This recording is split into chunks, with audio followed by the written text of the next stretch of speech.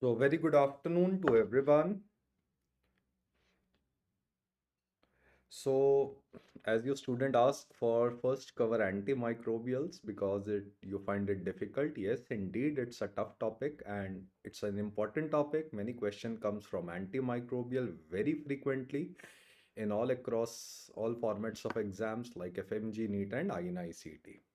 So, beta, let's start with a very important topic, a difficult topic that is antimicrobials. So, you can share this video link with your friends so that they can also be benefited from these lecture series of PYQ and PYT. So remember, knowledge is always meant to share. And when I will share this PDF with you, you can directly open this link. You will straight away come to this video, or you can scan the code here. You will get the PDF and it will straight away direct you to this video link. Oh, that will help you to easy find the video as well. So, without wasting any more of your precious time, let's start with antimicrobial. So, the first question that was recently asked was, so in which of the following penicillin G is the drug of choice? Remember, penicillin G, it inhibits cell wall synthesis. It inhibits cell wall synthesis in a bacteria by inhibiting an enzyme, transpeptidase enzyme. It inhibits transpeptidase enzyme. Now, remember in Mycoplasma, Rickettsia and Chlamydia, they are atypical bacteria. Because they are atypical bacteria, they lack cell wall. So, a frequent question is that where penicillins are not effective. Okay. So, the answer for this question is actinomycosis. So, penicillin G is the drug of choice for actinomycosis. That's great. So beta, you can interact me on Instagram or Facebook. I have shared the link with you. You can directly message. So there's a Facebook group. It's a closed community of all the medicos with some 50-60,000 people. You can direct post your question there. Even before I'll answer, some of your friends will answer you. Okay, that will help you to understand. Now the next question is, now which of the following is not a penicillinase resistant penicillin? Now, first understand the point that penicillinase resistant penicillin, it is given for the treatment of a specific bacteria which produce one enzyme known as penicillinase enzyme. It is given for penicillinase producing Staph aureus. So if this Staph aureus produces penicillinase enzyme, it degrades the conventional penicillin G, and penicillin G is not effective for, so remember, for against this penicillin G is not effective because it is degraded by which enzyme? Penicillinase enzyme. So that is why there was a need to make penicillinase resistant penicillin which are not degraded by the enzyme. So remember a mnemonic condom. Remember a mnemonic condom. C for cloxacillin, O for oxacillin, N for nafcillin, D for dicloxacillin, and M for methicillin. So methicillin is a penicillinase resistant penicillin. Go with the correct answer, that is A, methicillin. Now follow-up question is, this type of a bacteria which is producing penicillinase enzyme, can we say it will be killed by methicillin? This type of bacteria is known as MSSA, which stands for methicillin sensitive Staph aureus. Methicillin sensitive Staph aureus. So what is the drug of choice for penicillin allergy? So I'll give you a trick how to remember it. Suppose you are suffering from sore throat, and most of the time for sore throat or upper respiratory tract infection, you take a very famous drug, amoxicillin. You take a very famous drug, amoxicillin. Remember, amoxicillin is a type of penicillin. It is also ending with the word senil. Now, can you tell me that if you find amoxicillin very costly, which drug you take usually? Can you tell me the replacement of amoxicillin most of the time for upper respiratory tract infection? Okay. Yes, we sometimes take azithromycin also. And the brother of azithromycin is erythromycin. So remember, in case of penicillin allergy, the drug of choice is erythromycin. Now remember one very important point, that in case of penicillin allergy, any drug which is a cephalosporin, any drug which is a cephalosporin, any drug which is a type of penicillin, and they are ending, the third drug is meropenem. It is ending with the word penem. It comes under a group of a drug known as carbapenem. Remember, all these drugs are absolutely contraindicated in penicillin allergy because they show cross allergy, with penicillin. And remember, these three groups of drug together, they are known as beta-lactam group of antibiotic. They are known as beta-lactam group of antibiotic. And all beta-lactam group of antibiotic, they have common mechanism of action. They inhibit an enzyme, transpeptidase enzyme, thereby they inhibit cell wall synthesis inside a bacteria. So in penicillin allergy, even all cephalosporins or carbapenems and any type of penicillin is contraindicated because of cross allergy. Okay, I'll come to beta Grace G. I'll come to MRSA shortly. Okay, don't worry. I told you about MSSA right now. So what is the treatment of meningococcal meningitis? Now again, I will give you a trick because it's the last moment you have to solve the answer correctly. Can any student tell me meningococcal meningitis is caused by which bacteria? Can you tell me it is caused by which bacteria? I hope all of you must be knowing it is caused by Neisseria meningitidis. We all agree? Do you agree with this point? Yes. Now remember one point always. Okay? In any gram-negative infection, which spreads in community, the drug of choice for treatment is third generation cephalosporin, that is ceftriaxone. Third generation cephalosporin, ceftriaxone. So it is given for the treatment of meningococcal meningitis, but in close contact for prevention, we give a drug ciprofloxacin. Okay, so ciprofloxacin is the drug of choice. Now follow-up point is very important. Beta, can you tell me other gram-negative infections which spread in community? Agreed? Can we call them as community-acquired infection? Can we call them as community-acquired infection? Can you name some other gram-negative community-acquired infection versus meningitis spreads through aerosols? Can we say gonorrhea, which spreads in community through sexually transmitted disease? Can we say typhoid also spreads in community? It is caused by gram-negative bacteria, that is Salmonella typhi. Similarly, H influenza, which spreads in community and can cause upper respiratory tract infection and meningitis. So I have asked you to tell me certain gram-negative infection which spreads in community are meningitis, gonorrhea, typhoid, H influenza, or any other infection you know. Remember, for all these infections, the drug of choice is ceftriaxone. So can you tell me ceftriaxone is given in which infection? Any gram-negative infection which spreads in community, give third generation cephalosporin, ceftriaxone is the drug of choice. I hope it's perfectly clear to everyone. So if you remember this concept, the follow-up questions will be very easy for you to understand. So now what is a major advantage of penicillin V over penicillin G? Remember penicillin V, it is an acid-resistant penicillin.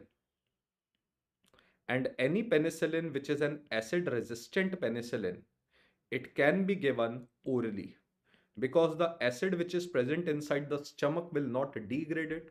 So the answer is it is one of the orally active penicillin.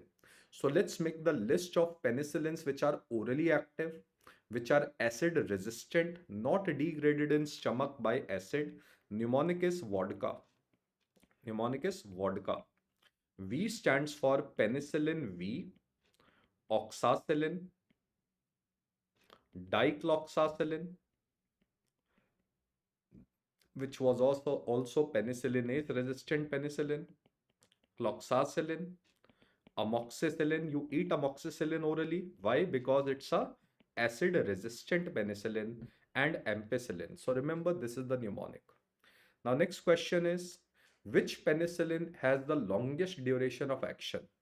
Remember, the answer of this question is benzathine penicillin. Benzathine penicillin is the overall longest acting penicillin. But if somebody will ask you what is the second longest acting penicillin, the second longest acting penicillin, less than benzathine penicillin, is procaine penicillin. And these two penicillins are only given by intramuscular route. We call this injection, special injection, as repository injection. This special injection is known as repository injection. Okay, fine. I hope it's perfectly fine. So can we say if benzathine penicillin is the longest acting penicillin, can we give this drug for prevention of a disease? Yes, because for prevention of a disease, you don't want a patient to take drug every time very frequently. You need a drug which is a very long acting drug. So remember, benzathine penicillin, it is the drug of choice for prevention or prophylaxis of rheumatic fever. It is the drug of choice for prophylaxis of rheumatic fever. It is given once a month intramuscular injection to a small child who has the risk of acquiring rheumatic heart disease. Now, this benzathine penicillin, it is also the drug of choice for all stages of syphilis. It is also the drug of choice for all stages of syphilis: primary, secondary, latent, tertiary, cardiovascular, except one syphilis, except neurosyphilis, except neurosyphilis. So in neurosyphilis, remember, we can give two penicillin, this third and second and third. So in neurosyphilis, you can give procaine penicillin or you can give benzyl penicillin. Together, these two penicillins, they are also known as aqueous penicillin. Okay, so this is the treatment of syphilis. Now let's talk about a question on syphilis now. All of the following are true except benzathine penicillin dose is 7.2 million international unit. It is given intramuscular weekly for 3 weeks. In which stage of syphilis? In which stage of syphilis? You will write tertiary syphilis and cardiovascular syphilis. This is a specific question which is asked very frequently. And when we half the dose of this benzathine penicillin, that is benzathine penicillin 1.2 international million international unit, it is given once a month. It is given once a month for rheumatic fever. Again, it's a true statement.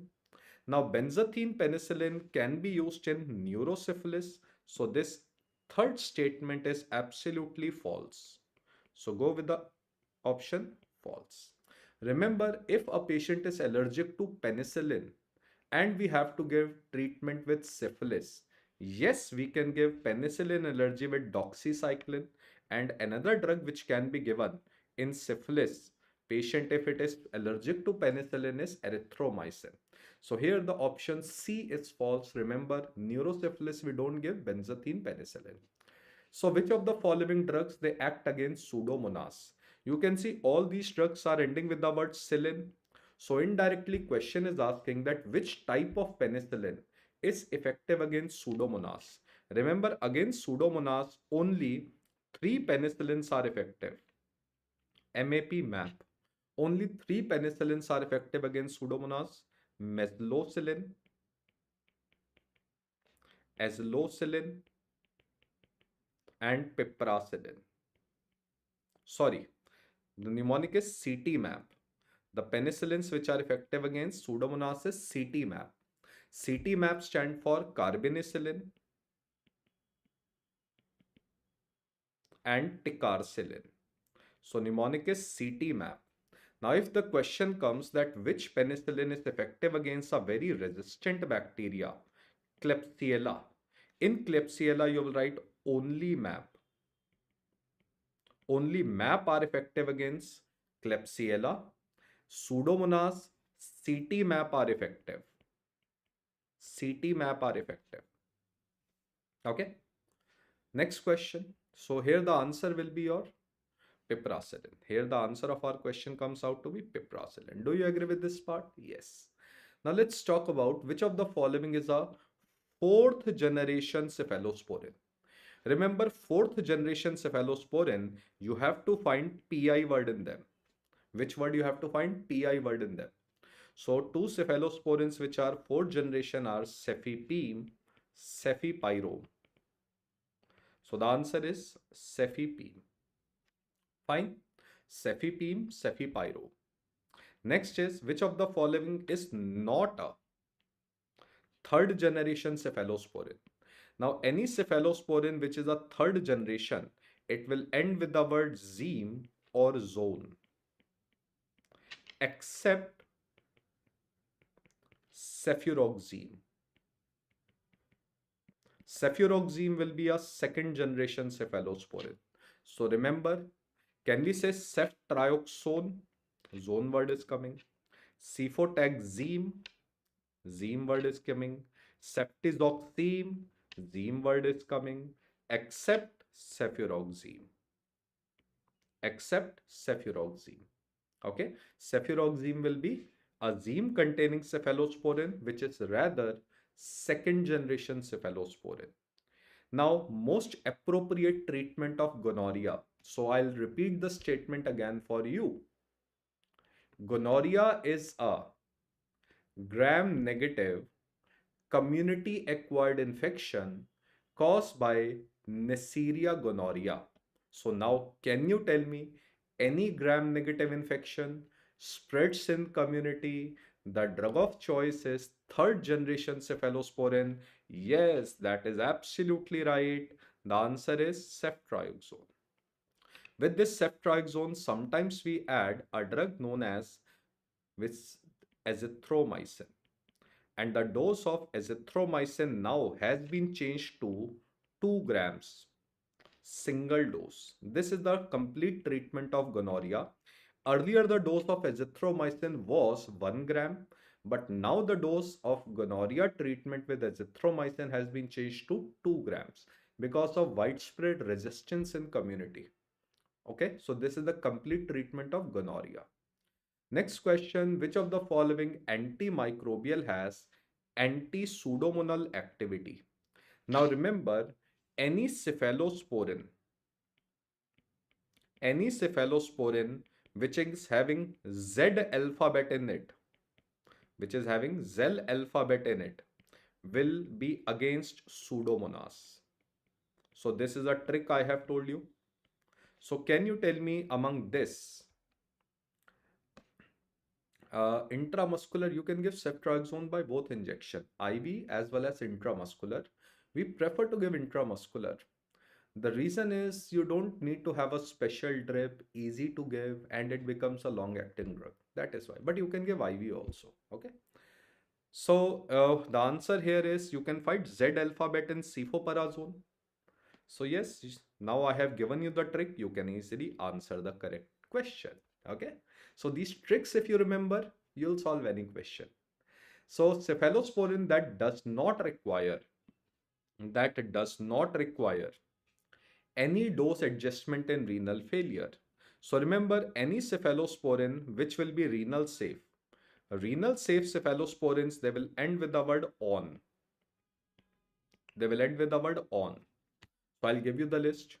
Can we write cefoperazone, ceftriaxone? Because these cephalosporins, they are rather excreted in bile. They are rather excreted in bile.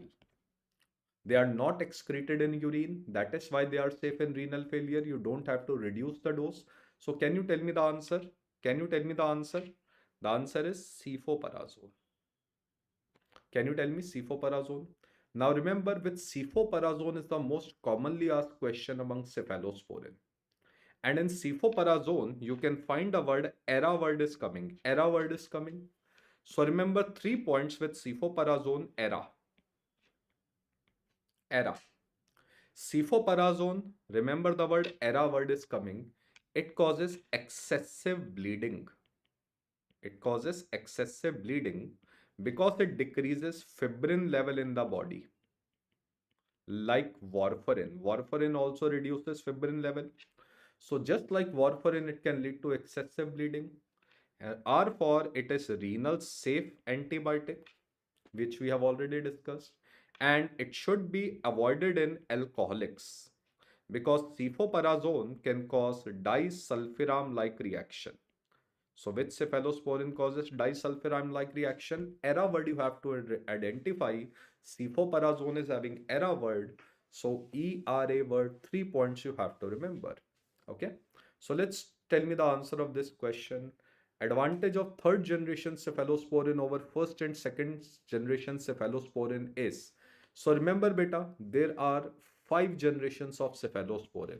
First, second, third, fourth, and fifth generation cephalosporin. First generation, remember, they are mainly given for gram positive infection. Okay. And they are mainly given to kill Staphylococcus aureus, which is present on skin. So if you want to kill a skin bacteria, in which case you want to kill a skin bacteria? When you are giving a surgical incision. So they are the drug of choice for surgical prophylaxis. So before giving surgical incision, this chaff should not enter into the blood of the patient. We give first generation cephalosporin. Try to remember one drug, cefazolin. Cefazolin. Second generation, they are given mainly to kill anaerobic bacteria. Anaerobic bacteria. Third generation cephalosporin, they are the most effective cephalosporin for gram negative infection, which is community acquired. Community acquired gram negative infection. And I have told you Zim and Zon word will come. Fourth generation cephalosporin are given for gram negative hospital acquired infection. And I have told you a mnemonic, you have to identify pi word in it, cefipime, cefipyro. And fifth generation cephalosporin, they are given for killing. It is the only cephalosporin which is effective against MRSA, which is methicillin resistant Staph aureus. Okay. So tell me the answer of this question. I have given you a trick. No question will come out of it. So tell me the answer of this question. Yes, the answer is D. So the question is asking you about third generation cephalosporin. The advantage over first and second is it is more effective in which bacteria? It is more effective in gram negative bacteria. So go with the answer number D. Okay. Oh, thank you for your warm wishes, Dr. Ambivert. Okay. Okay. Thank you very much. So, which cephalosporin can cause disulfiram-like reaction? We have already covered. Cefoperazone. Cefoperazone is a drug which can cause disulfiram-like reaction. So let me give you a list of a drug which can cause disulfiram-like reaction. So remember, disulfiram-like reaction, it is seen in people who are alcoholics. Who are alcoholics. So let's make a story. You are living in a big metro city. You are living in a big metro city. Agreed? Thank you for your warm wishes, Amrutha, Dr. Ambivert, Grace. Thank you very much for warm birthday wishes. Thank you. So let's continue. Let's continue. Your time is very precious. Okay. So I'll give you a story that suppose you are living in a metro. Okay. So you are living in a metro city. So you pick out your car and you went to listen to a music. You went to listen to a music, opera music. Now, when you are listening to opera music, you want to drink alcohol along with it. So remember, three drugs which causes disulfiram-like reactions are metro, car, and opera. So from metro, you can remember metronidazole. It causes disulfiram-like reaction. Thank you very much. Car, you can write one anti-cancer drug, procarbazine. Car word is coming. And opera. Opera is coming in which cephalosporin? Cefoperazole. Cefoperazole. Opera word is coming. Carvard is coming, Metronidazole is coming. Okay, so remember three drugs which can cause disulfiram like reaction. Thank you very much. I am so humbled. I am so much uh, happy that you all are wishing me, okay, such warm wishes. Okay, yes, Graciofulvin also causes, but remember nowadays nobody is asking you. Remember three drugs which are commonly asked. Although I've given you certain other mnemonics also. Now, a tough question, which was asked recently in INICT. Thank you for birthday wishes. A diabetic patient developed cellulitis due to Staph aureus and it is methicillin resistant. Which of the following antibiotic would be appropriate except, remember, except is written. Okay, so the question is asking you for MRSA, remember which antibiotic are not effective. So let me make you understand. I'm not crying, beta. So MRSA is methicillin resistant Staph aureus. And in methicillin resistant Staph aureus, there is mutation in transpeptidase enzyme. There is mutation in transpeptidase enzyme. Transpeptidase enzyme is also known as penicillin binding protein 2A. You will learn in microbiology. Okay, so penicillin. Now remember, which drugs are not effective?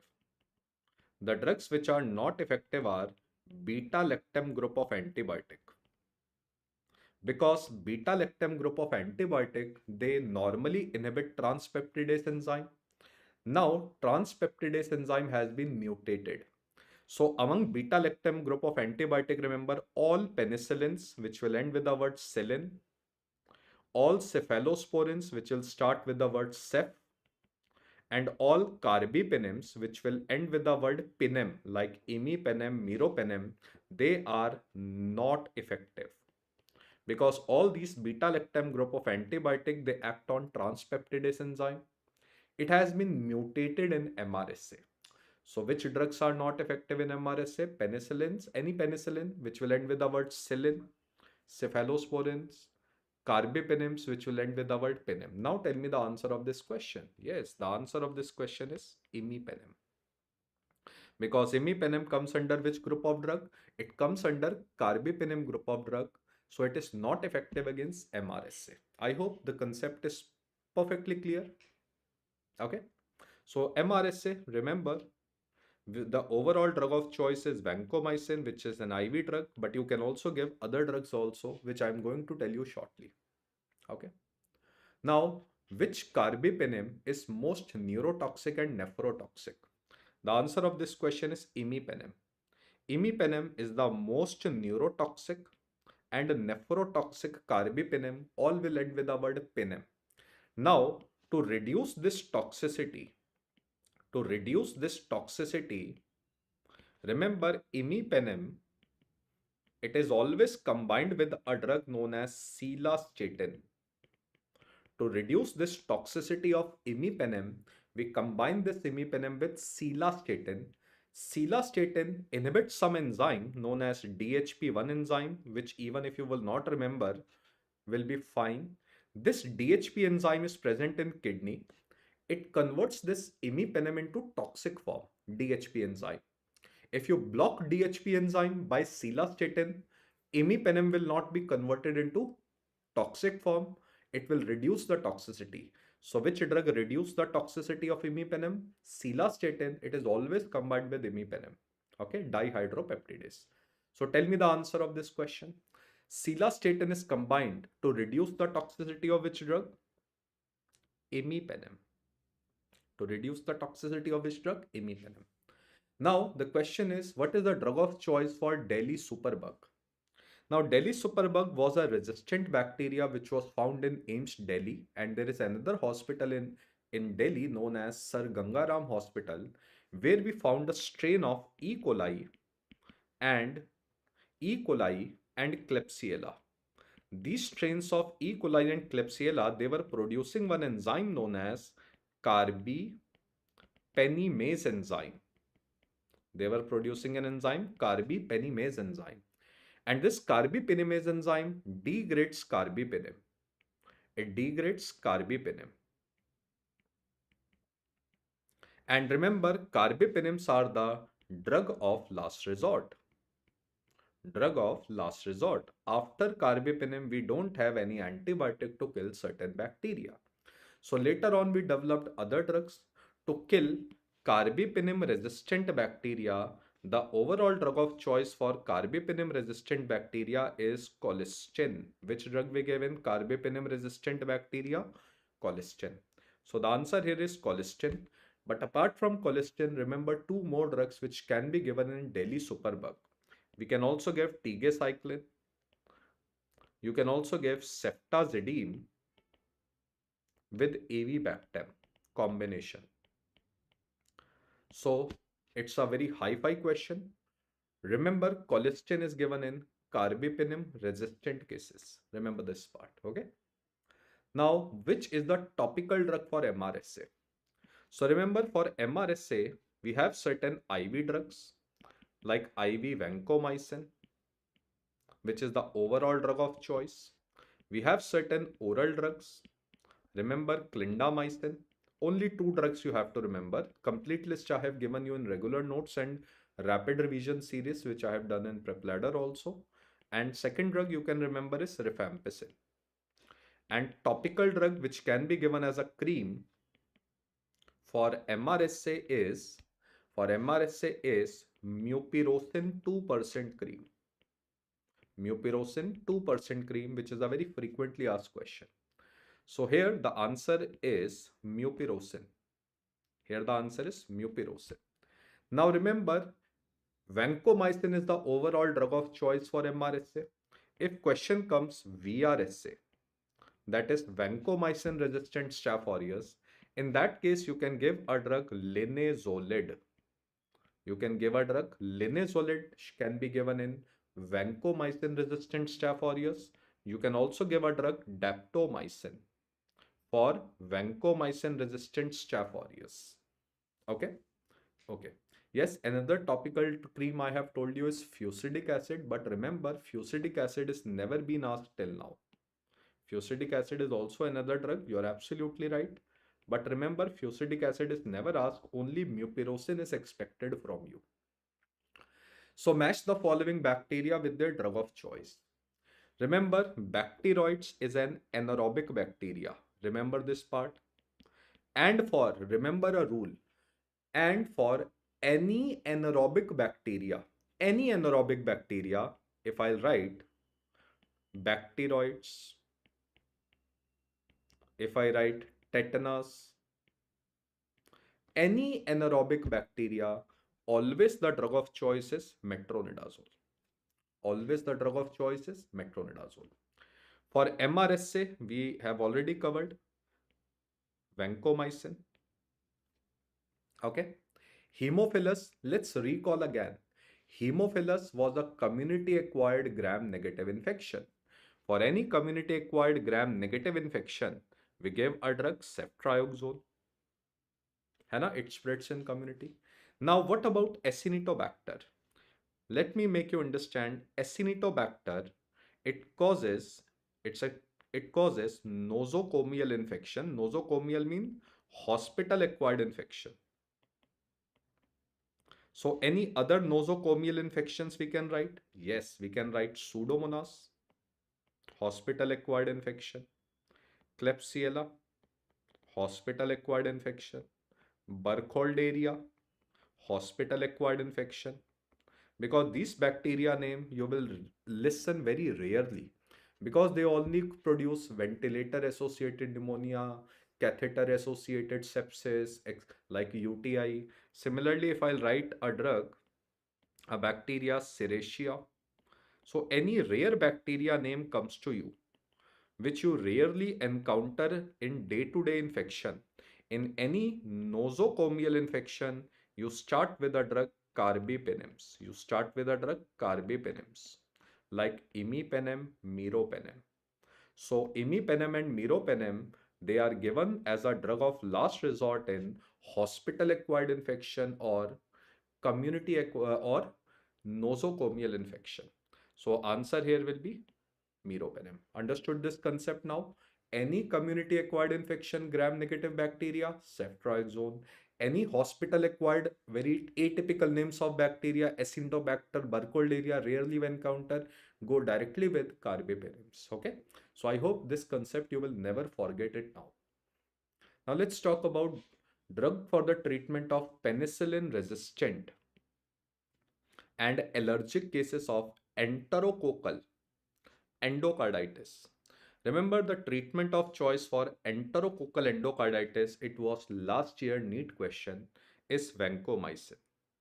So vancomycin plus gentamicin combination, or you can write tobramycin combination, is given for treatment of enterococcal endocarditis. Now remember one point, any serious gram positive bacteria infection, any serious which is gram positive bacteria infection which is nosocomial, we give vancomycin because vancomycin is a drug for gram positive infection. Similarly, if I write any gram negative nosocomial infection, we straight away start carbapenems.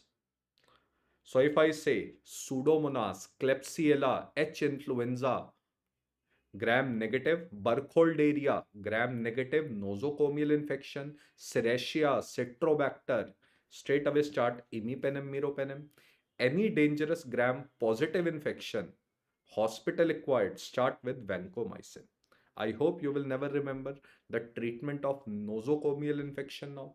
It has been simplified.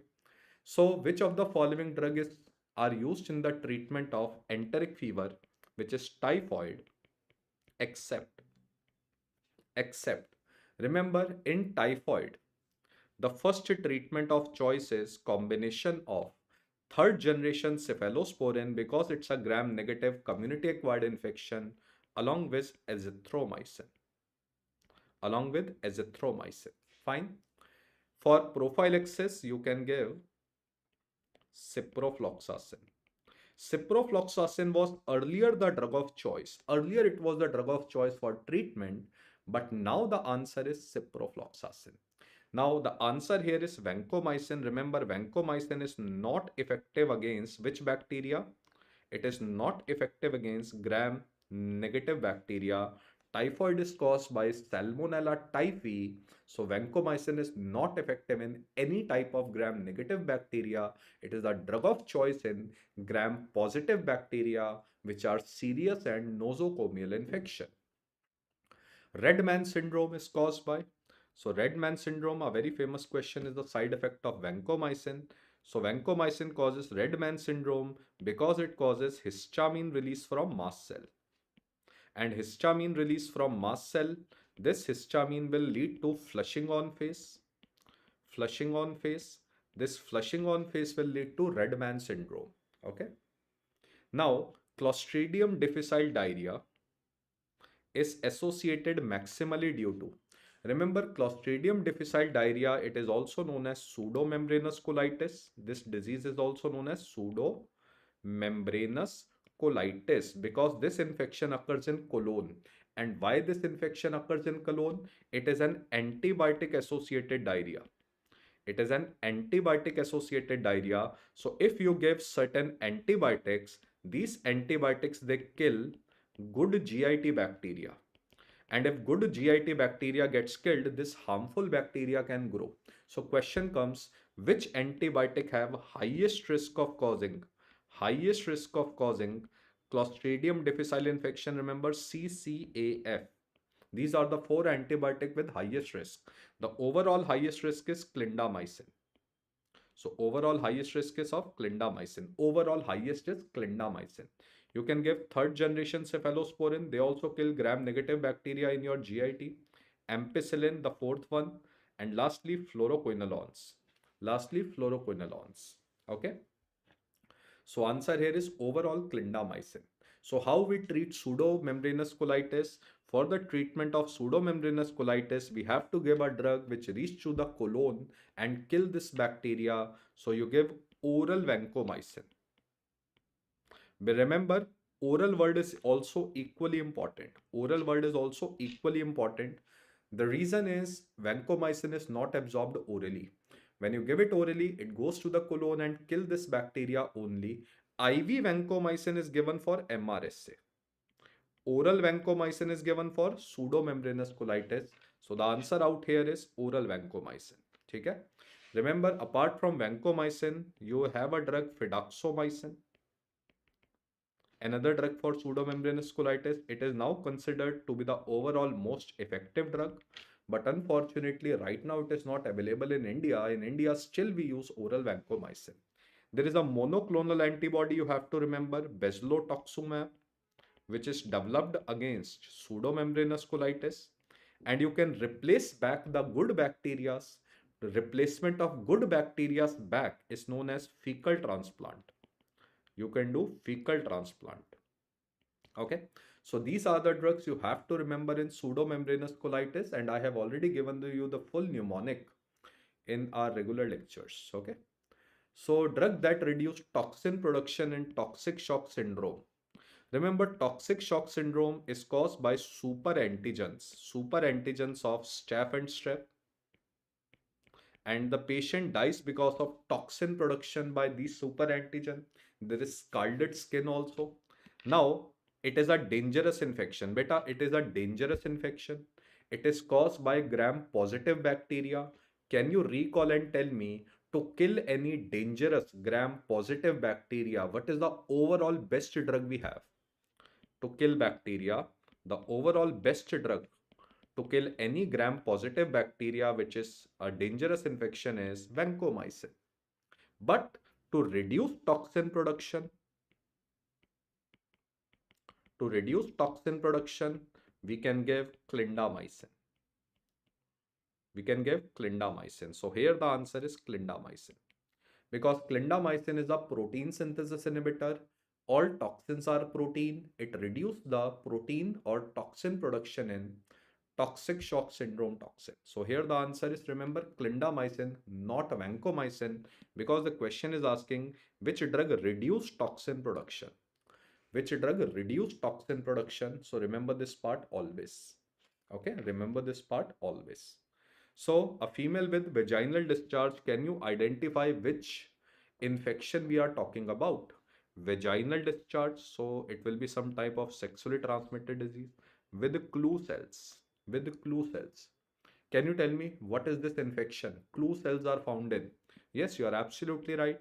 It is an infection known as clue cells are found in bacterial vaginosis caused by Gardnerella, urea plasma, etc.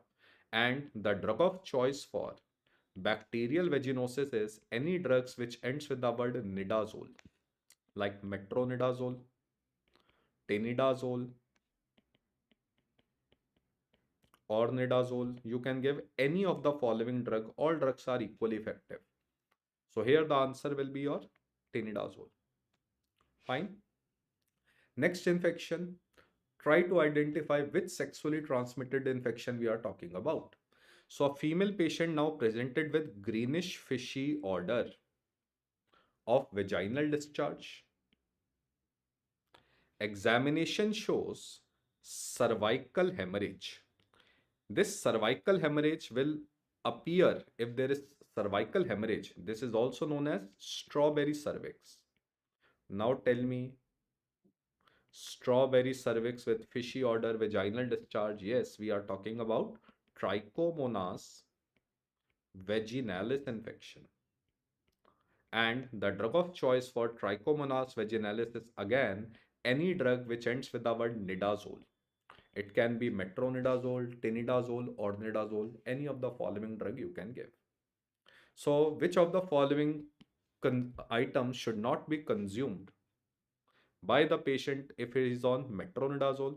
So, I have already told you Metrocar and Opera, metronidazole can cause disulfiram-like reaction.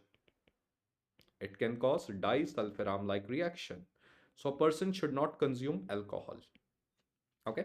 person should not consume alcohol with metronidazole. So drug of choice for pertussis in infant, we all know that pertussis, it is caused by Bordetella pertussis, and this disease is also known as whooping cough. Remember, these four drugs can be given for Bordetella pertussis. Now, the first three drugs are ending with the word thromycin. These are macrolide group of antibiotic.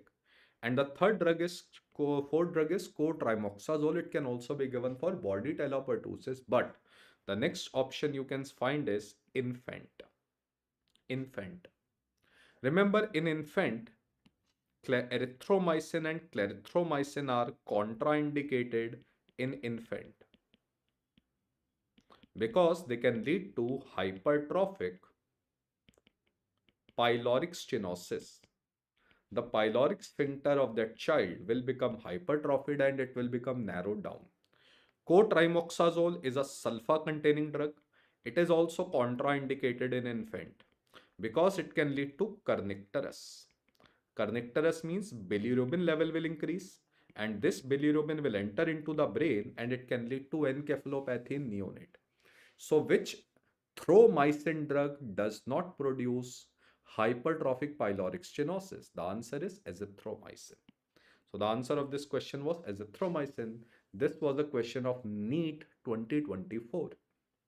NEET 2024. Okay, so it is azithromycin is safe in infants. NEET 2024 question. Okay. Now let's talk about which drug causes a very unique side effect of tendon rupture. Tendon rupture like Achilles tendon rupture.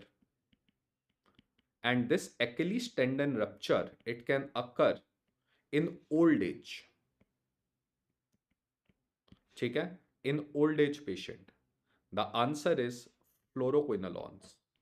And fluoroquinolones are the drugs which end with the word floxacin, like ciprofloxacin, levofloxacin, moxifloxacin, ofloxacin. So answer of this question is ciprofloxacin. Okay? Answer of this question is ciprofloxacin. Fine. Thank you for warm wishes. Drug having maximum oral bioavailability. The answer of this question is, don't you think we prefer to have azithromycin? Azithromycin, you will write second drug is, second after azithromycin, you will write linezolid, metronidazole, and levofloxacin. And levofloxacin, so you can write LLAM for antibiotic. They have almost oral 100% oral bioavailability. They have 100% oral bioavailability. So remember this mnemonic LLAM. Okay. So which fluoroquinolone is safe in renal failure? So three fluoroquinolones which are safe in renal failure are PMT.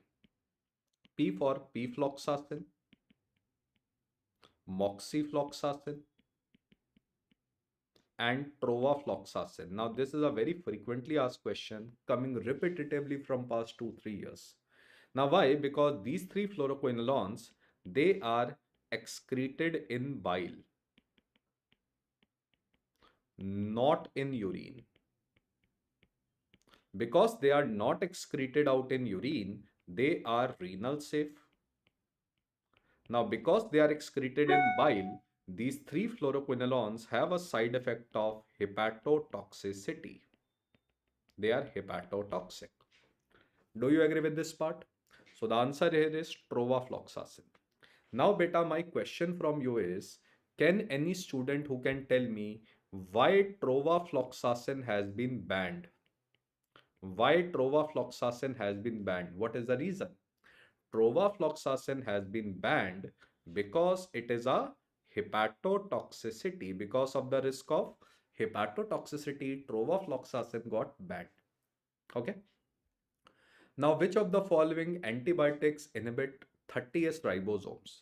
So remember, there are certain antibiotics which inhibit protein synthesis. which inhibit protein synthesis in a bacteria.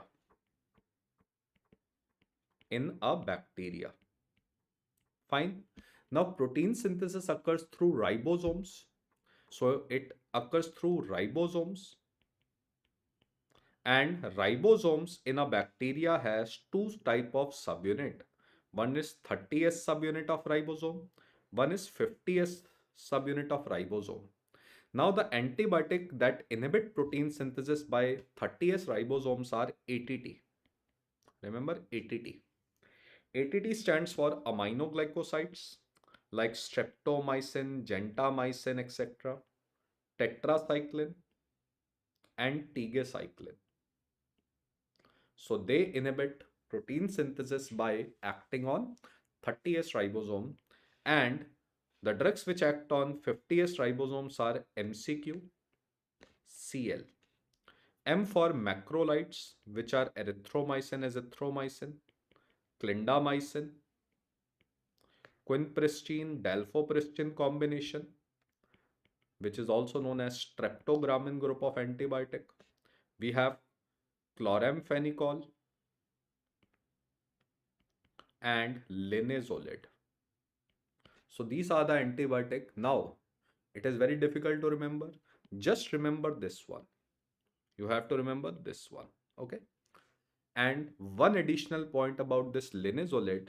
Linezolid act on which part? You'll write linezolid act on 23. You'll write 23 subunit of 50s.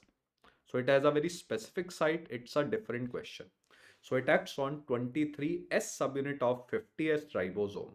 So it is sometimes a very unique question, sometimes asked from you people. Linezolid act on which part of 50s? 23s. So here the answer is, which drug is acting on 30s ribosome? Go with the answer, tetracycline. I hope now the answer is absolutely clear, tetracycline. Great. Now, which of the following drug is not contraindicated in newborn? I hope you know the answer is azithromycin. Let's see why other drugs are contraindicated. Because cotrimoxazole can cause kernicterus, as I have just told you, in newborn. Bilirubin level will increase. Chloramphenicol in newborn can cause gray baby syndrome. And anyone who can tell me why erythromycin was contraindicated in newborn? Because it can lead to hypertrophic pyloric stenosis. Hypertrophic pyloric stenosis. Remember, commonly asked question. Now, which of the following drug does not require any dose adjustment in renal failure? So let's write certain renal-safe antibiotic. So remember a mnemonic,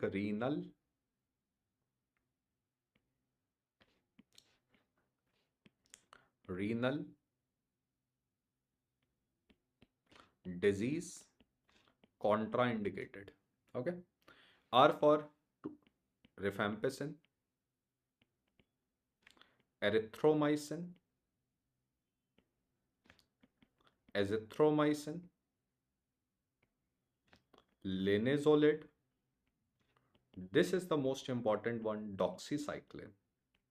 And which cephalosporin I have told you? Cefoperazole. So these cephalosporins are safe in renal failure. So the answer out here, the most important question which is most frequently asked is this one, doxycycline. So go with the answer, doxycycline. Doxycycline, okay? Now, treatment of rickettsial infection. You know, rickettsia causes scrub typhus. And in scrub typhus, you will find a black color scar on skin. Remember, earlier the drug of choice for rickettsial infection was only doxycycline. But this question was asked last year in NEET exam. Now the drug of choice for rickettsial infection is doxycycline in combination with azithromycin. Okay. Now this combination is a drug of choice for rickettsia. It is also the drug of choice for any type of chlamydia infection. Okay, chlamydia also. You know, chlamydia causes trachoma in eye. It can cause a sexually transmitted disease, lymphogranuloma venerum. It can also cause pneumonias, community acquired pneumonia. So why we give doxycycline in community acquired pneumonia? Mainly to take care of chlamydia pneumoniae. Okay, mainly to take care of chlamydia pneumonia, which is a cause of community acquired pneumonia. We can give doxy and azithromycin. They are atypical bacteria, they lack cell wall. Here amikacin, here penicillin, cephalosporins are not effective. So which of the following is false or not true regarding tetracycline? Remember, tetracyclines, first statement is false. Tetracyclines are teratogenic because tetracycline they can cause bone and cartilage defect in fetus. Why they can cause bone and cartilage defect in fetus? Because tetracycline they bind to calcium. Because tetracycline they bind to calcium in fetus, they are highly teratogenic. They are absolutely contraindicated in. They are absolutely contraindicated in pregnancy and children. Because in pregnancy, they can lead to bone and cartilage defect. Why they are contraindicated in children? Because they can lead to tooth damage. They can also lead to decrease in bone growth or height stunting. So which antibiotic causes tooth damage? That is tetracycline. Yes, it can also lead to photosensitivity. That is why we never make topical skin cream of tetracycline, because they can lead to photosensitivity. So option A and C are false. So this was a multiple correct answer which was asked in INI-CT exam. So what is the treatment of Legionella pneumonia? Remember, for Legionella pneumonia, the drug of choice is azithromycin. Now, azithromycin is one of the drug which is given for community acquired pneumonia. So, which all infection it takes care of? It takes care of Legionella. It also takes care of atypical pneumonia. Atypical pneumonia is caused by Mycoplasma pneumonia.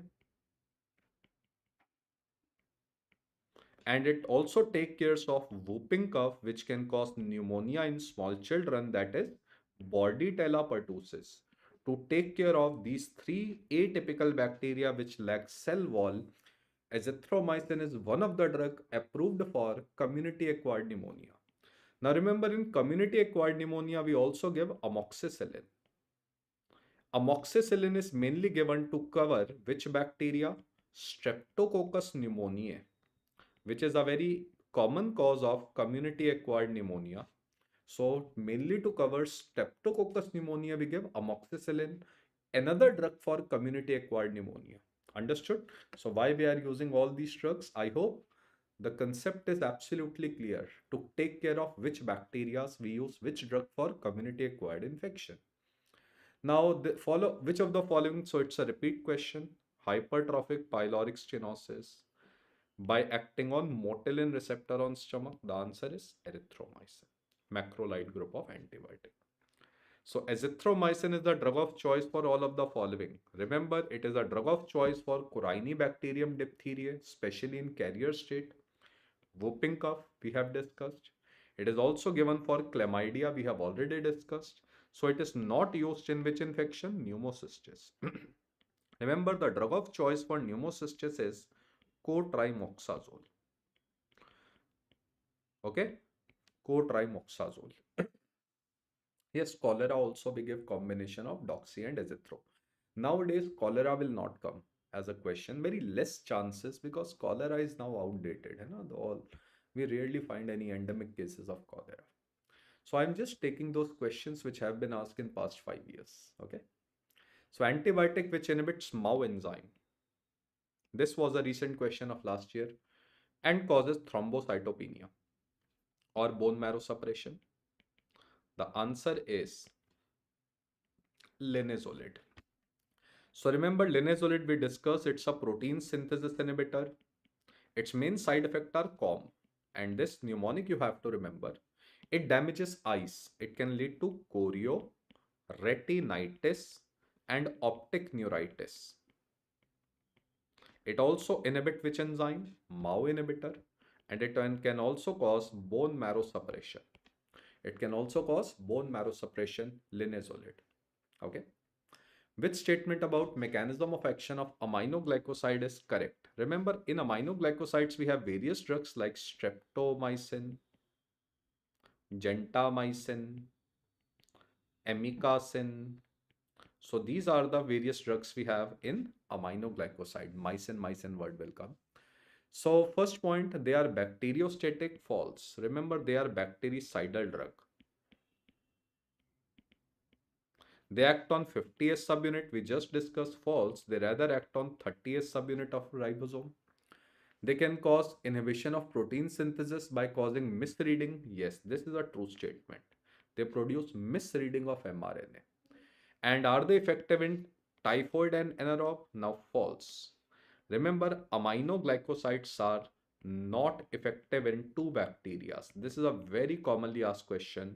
In typhoid, we don't use this drug. Typhoid aminoglycosides are not effective and they are only given in aerobic bacteria. In anaerobic bacteria, they are not effective. Okay.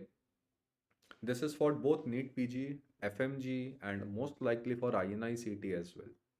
Remember the questions, they get repeated across all format of exam. Okay. So it is both for NEET PG and FMG as well as some questions of INI-CT I have put because the topics gets repeated.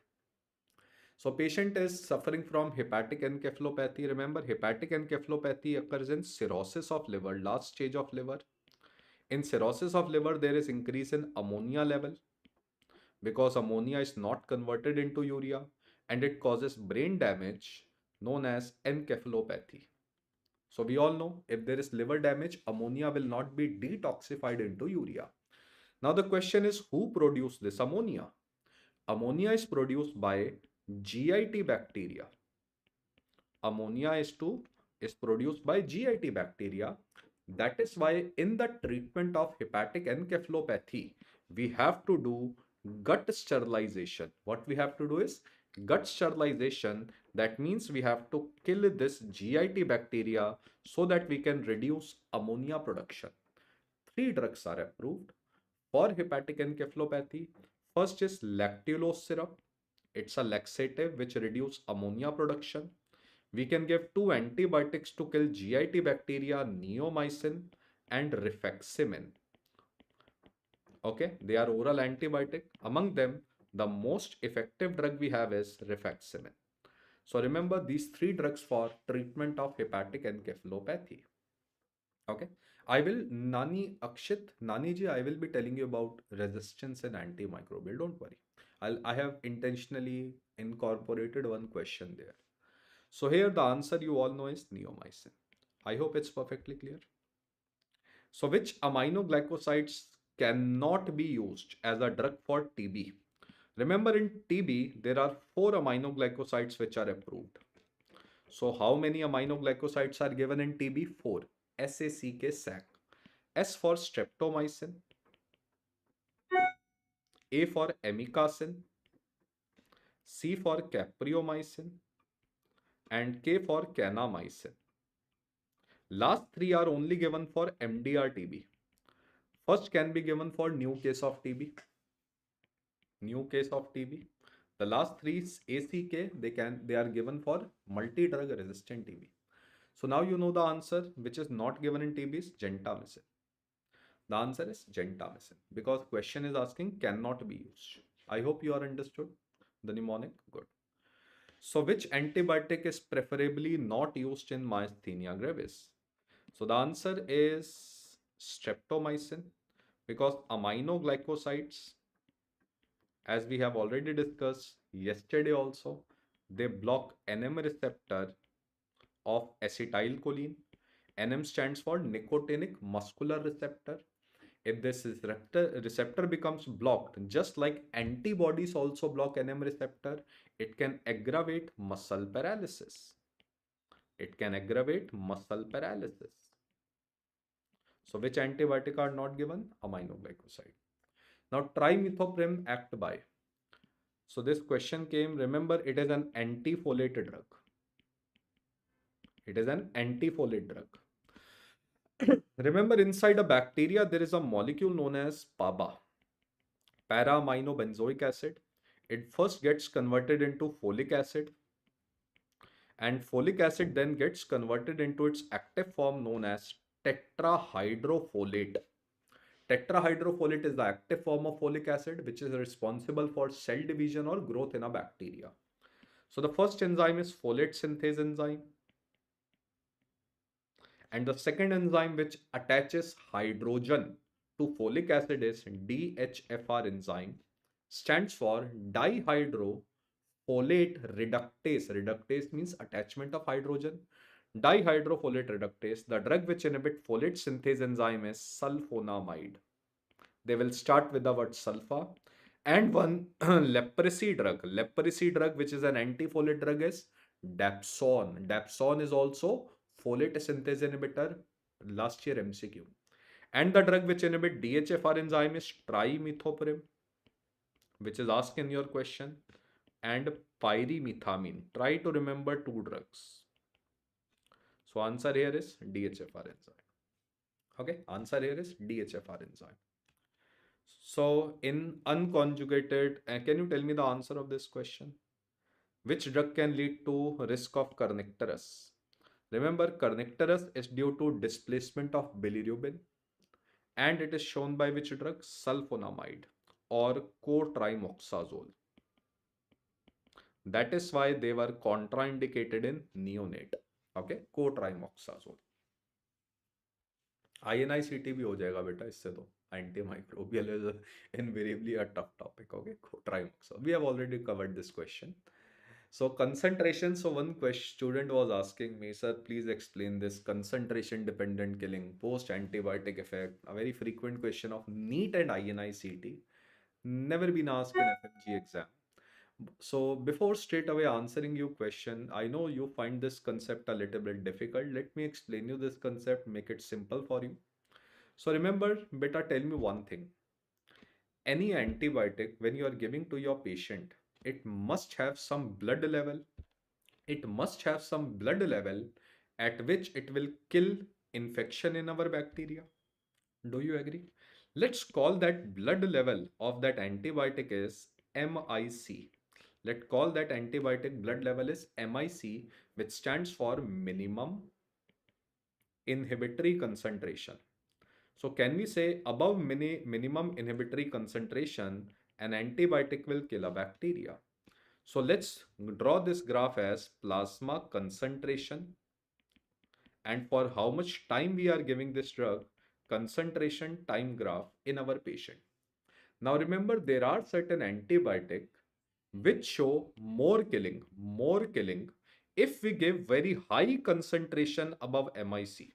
If we give them in very high concentration above MIC. So more concentration, more killing above MIC. We call this pattern of killing as CDK. We call this pattern as CDK. CDK stands for C for concentration dependent killing, as the name tells you. Can we say, sir, any drug which shows concentration dependent killing? Remember, any drug which show concentration dependent killing is given once a day. We give this drug once a day. Now, there are certain drugs which show rapid killing or more killing if they are given for very long duration of time. If these drugs are repeated again and again, they show more killing. That means they should be present above MIC for very long duration of time. We call this pattern of killing as TDK. TDK stands for, beta, can you make a guess what is TDK stands for? TDK stands for time dependent killing. So you have to repeat them again and again. So these drugs, because they show time dependent killing, they are given multiple times a day. They are given multiple times a day. You have to repeat these drugs again and again. Now, after stopping an antibiotic, let's say you have stopped giving an antibiotic. You have stopped antibiotic in your patient. Can we say their concentration will fall below MIC? Their concentration falls below MIC. Ideally, they should not kill a bacteria below MIC, but in our body we have immunity. So certain antibiotics, they take help of immunity. So even after stoppage, they keep on killing a bacteria. So even after stoppage, if they keep on killing a bacteria, we call this effect as PAE. PAE stands for post antibiotic effect. It means even if you stop an antimicrobial or antibiotic in your patient, next for certain days or month, it will keep on killing a bacteria. Okay. So now let's talk about certain drugs. Aminoglycosides like streptomycin, gentamicin, and rifampicin, a TB drug. They show concentration dependent killing with long post antibiotic effect. Because they show concentration dependent killing, rifampicin is given once a day in TB. Aminoglycosides like streptomycin, gentamicin are given once a day because they show concentration dependent killing. Because they show long post antibiotic effect, even you can give rifampicin once a month for leprosy. Once a month for leprosy because they keep on post antibiotic effect. Now penicillins, remember you take amoxicillin 3 times a day. Can you tell me why penicillins like amoxicillin, they are taken 3 times a day? Why erythromycin is taken 3 times a day? Why not once a day? Because these three drugs, they show time dependent killing. That is why you have to give these drugs multiple times a day, like amoxicillin 3 times a day, erythromycin 3 times a day you take, while rifampicin you take once a day because they show concentration dependent killing and they have a very short PAE. So don't you think amoxicillin, penicillin you have to take for 14 days for the treatment of pneumonia? Agreed? But if you are giving rifampicin or streptomycin, you just have to give for 3 to 5 days for pneumonias. So they have a very short post-antibiotic effect. If a drug has a very short post-antibiotic effect, you have to give this drug for very long duration of time. Because even after stoppage, they will not kill a bacteria. So the answer here is aminoglycoside. I hope you have understood this concept. Don't go more detail than this. Okay? Okay. Okay, Dr. Saba, it was specially for you. You can't, it was specially for you because certain students have messaged me before starting this lecture. Sir, please take care of CDK and TDK. So, pardon me, remember, we have taken an ample amount of time. Now, let's talk about certain students have also asked me that how does a bacteria is becoming resistant to a drug? So, let me explain you. Okay, let me explain you how does a bacteria can acquire resistant to a drug. The first method of resistant is, sir, suppose you have given an antibiotic. Suppose you have given an antibiotic. This antibiotic entered into the bacteria and this bacteria hold this antibiotic and again throws it back. So the first mechanism of resistance is efflux. Remember three drug ATT to which drug efflux can lead to resistance. The first is anti-malarial. Anti-malarial like chloroquine, chloroquine resistance is there now in India, very widespread because of drug efflux from malaria plasmodia. Tetracycline, and last year tigecycline was asked. What is the cause of resistance to tigecycline? Remember drug efflux. Now second cause of resistance is, let's say you have given an antibiotic. When you give this antibiotic, the bacteria has making certain enzymes and this enzymes degrades antibiotic. So second cause of resistance is enzymatic inactivation. Enzymatic inactivation. So antibiotics are ABC against which bacteria produces enzyme and when this antibiotic enters into the bacteria, antibiotic gets degraded. The first is aminoglycosides like streptomycin, gentamicin, beta-lactams. Like beta-lactams, beta, we have just discussed penicillins. And I have told you in first question, Staphylococcus aureus produce penicillinase enzyme which degrades penicillin. Similarly, I have told you Delhi superbug. In Delhi superbug, the bacteria is producing carbapenemase enzyme which degrades carbapenems. Lastly, you can remember chloramphenicol. So these are the three group of antibiotic who are becoming resistant because of enzymatic degradation inside the bacteria. The last mechanism is, remember, Okay, so I think that will be cover everything. Okay, so can you tell me the answer? Drug efflux, answer is true. Okay, carbapenemase enzyme, true. Aminoglycoside, true. So the false statement is MRSA. Because in MRSA, there is mutation in which penicillin binding protein. I have told you, there is no inactivating enzyme. The penicillin binding protein, it becomes mutated or different variety. No beta lactams will be able to act on it. Okay. So let's talk about the next question. Let's talk about now specific infection. Let's talk about tuberculosis. So what is the most commonly responsible for isoniazid resistant in TB?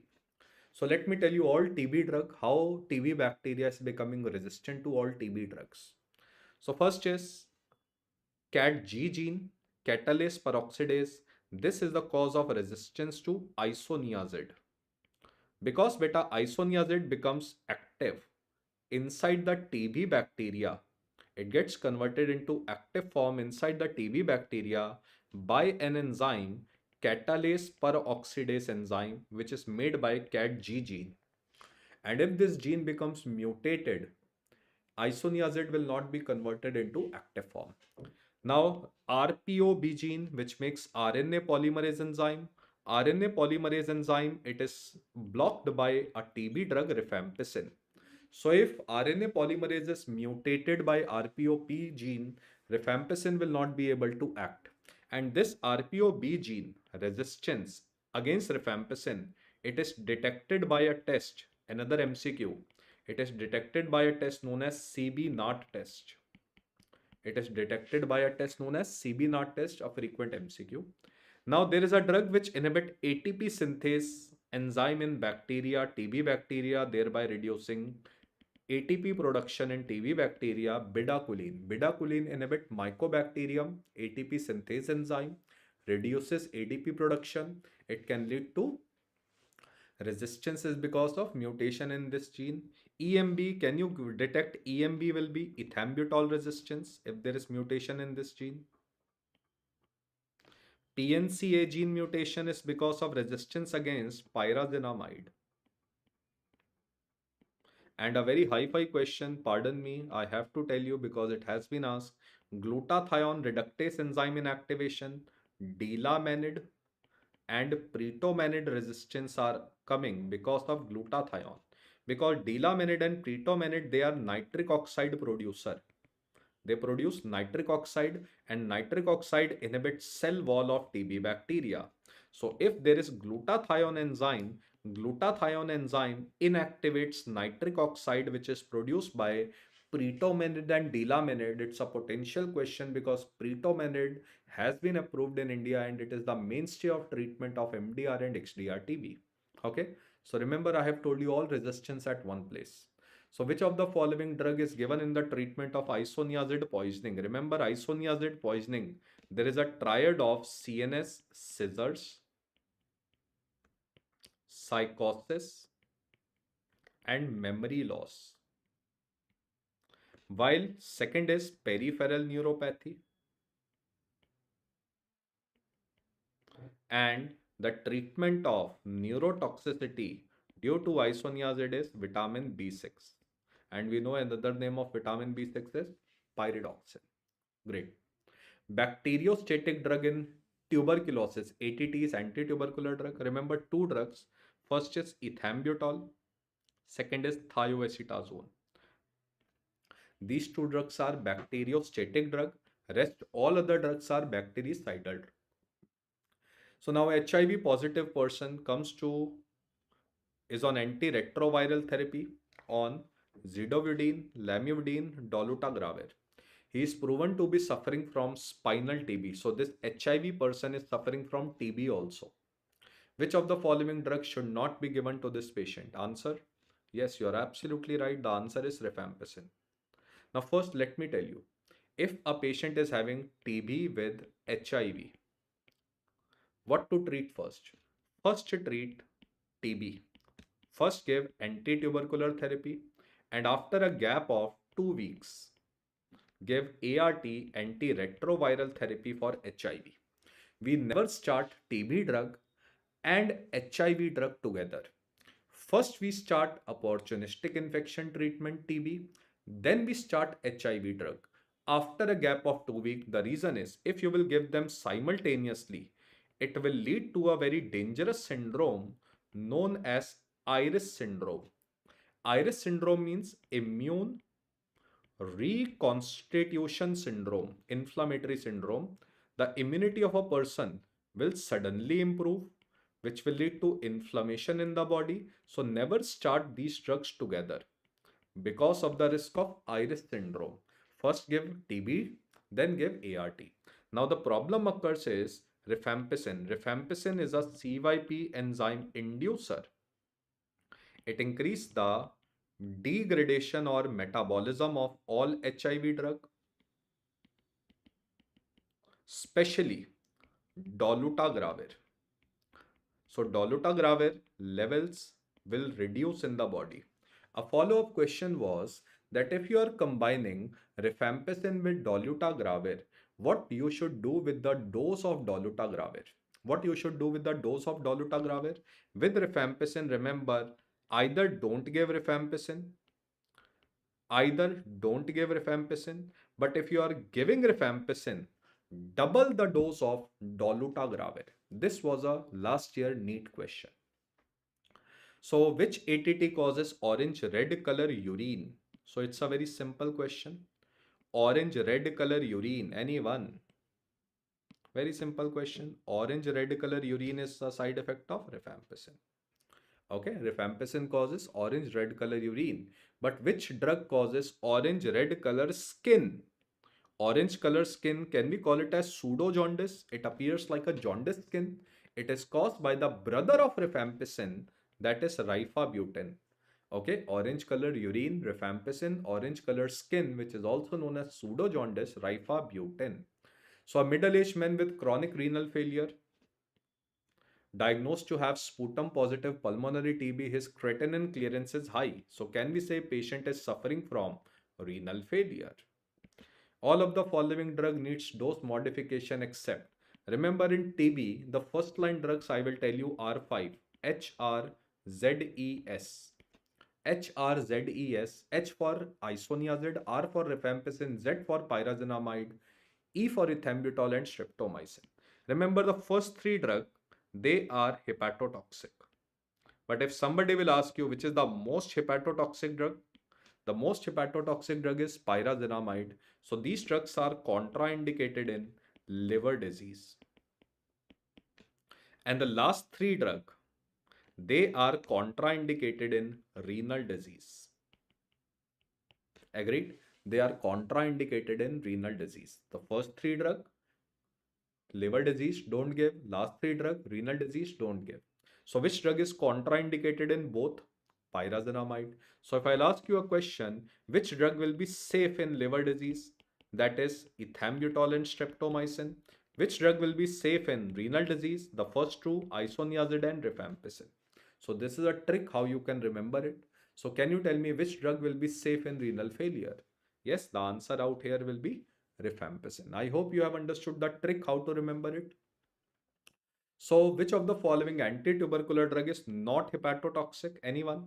Hepatotoxic drugs I have told you was isoniazid, rifampicin and pyrazinamide. They are most hepatotoxic is pyrazinamide. So the safe drug is ethambutol and streptomycin. The last two drugs, they are liver safe. They are liver safe. Okay. So common dose dependent side effect of ethambutol. Remember E for ethambutol, E for ice. Ethambutol side effect comes in ice. So can you tell me what is the correct answer? The correct answer will be optic neuritis. Okay. Next is not a dose dependent effect of pyrazinamide. Remember pyrazinamide is most hepatotoxic drug. Yes, it increases uric acid level which can lead to joint pain, gout. So the answer out here is hypothyroidism. Hypothyroidism is rather seen with a drug, a TB drug known as ethionamide. So ethionamide causes hypothyroidism.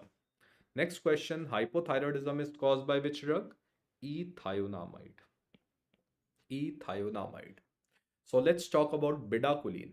So remember bedaquiline. Let's see a trick how to remember bedaquiline. This is the name written, bedaquiline. Now remember, when you are lying on a bed, when you are lying on a bed, you don't spend energy.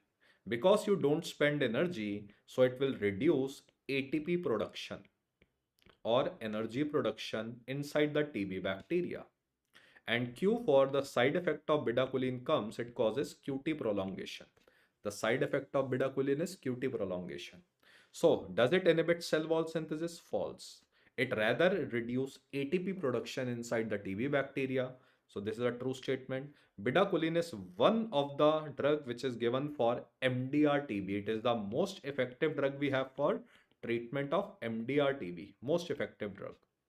And again, it's a false statement, QT prolongation. So I think the only true statement is B. It is the only true statement is B. Okay, that's great. So next we have is new drug approved for MDR-TB are all except, remember, macrolides. Macrolides like azithromycin, they are not effective in TB. They are not effective in TB. This is a very frequently asked question. They are not effective in TB. So these drugs beta we have already covered in TB. है ना? Then treatment of paucibacillary leprosy. Remember, in paucibacillary leprosy or it is multibacillary leprosy, the treatment is RDC. Treatment is RDC. So RDC regimen, it is given for 6 months in paucibacillary leprosy when the bacterial load is very less, and it is given for 12 months in multibacillary leprosy. Multibacillary leprosy. Same treatment is both for pauci and multibacillary, it was changed. So this was a question of last year NEET exam, that which drug in leprosy causes brown, discoloration and hyperpigmentation of skin. The answer was clofazimine. Because before clofazimine was approved as an anti-leprosy drug, earlier it was used as a coloring dye. It was a brown color dye which was used in textile industry. Later on it was found to be effective in the treatment of leprosy. So the answer is clofazimine. So Dapsone, which is an anti-leprosy drug, it is used in, remember Dapsone, where it is used? Dapsone, it is used in leprosy. Dapsone is also the drug of choice for one skin condition which is seen in celiac disease or gluten sensitive enteropathy, dermatitis herpetiformis. It is also the drug of choice for dermatitis herpetiformis. It is an antifoliate drug just like a sulfonamide. Remember, Dapsone is not used in tuberculosis. It is given in leprosy and dermatitis herpetiformis. So in lepra reaction, which can lead to improvement, remember in lepra reaction, there are two types of lepra reaction, type 1 lepra reaction and type 2 lepra reaction. Okay.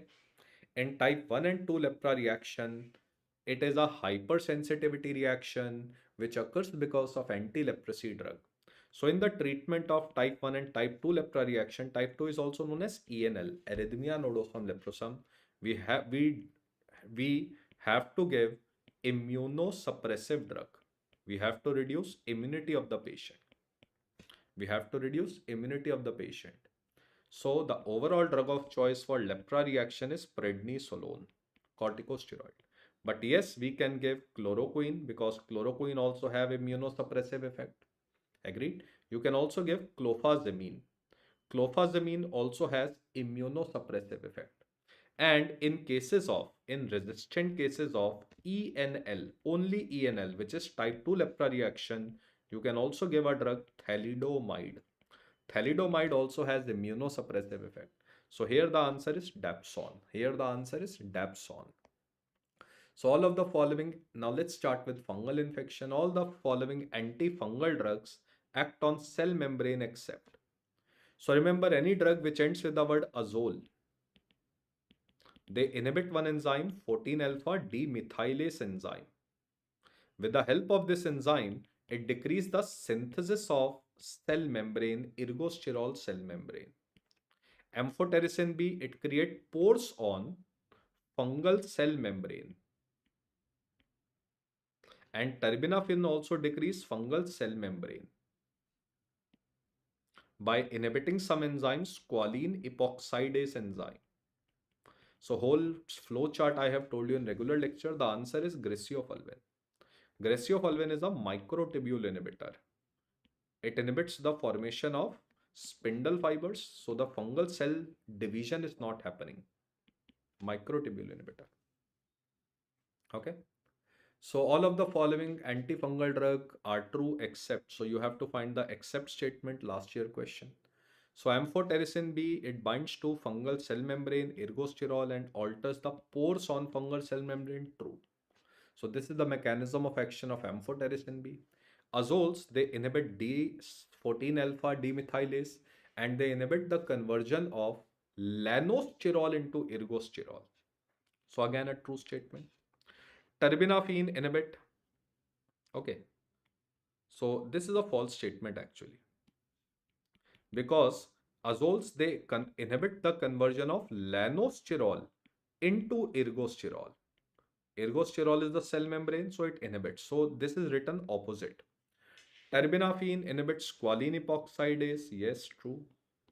Caspofungin, any drug that ends with the word fungin, inhibits cell wall. And you know that fungal cell wall contains beta glucan, which is also used as a diagnostic test to identify fungal infection like candida and cryptococcal infection. So answer here is B, azoles. Okay. Ambler and Jacobi classification, beta, nowadays Sonal G is not coming from past 3-4 years. So let's skip that part. Even if you are very much keen, the question will come in microbiology. So what is the drug of choice for Kala-azar in India? Kala-azar, you know, is caused by Leishmania donovani. है ना? Visceral leishmaniasis. Now the drug of choice is amphotericin B. Earlier the drug of choice was sodium stevogluconate, but now the drug of choice has become amphotericin B.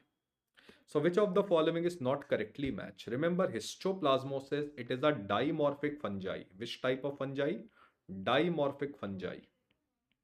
And in dimorphic fungi we get itraconazole. Now graciofulvin, it is the drug of choice for tinea capitis. Absolutely right. Then we have aspergillosis. This is a false statement. For aspergillosis, the drug of choice has become voriconazole. The drug of choice has become voriconazole. And for mucormycosis, remember, voriconazole is not effective. So it's a multiple question. So this is also a false statement. So these are the two false statements. In mucormycosis, the drug of choice is amphotericin B. I am writing the short form amphotericin B.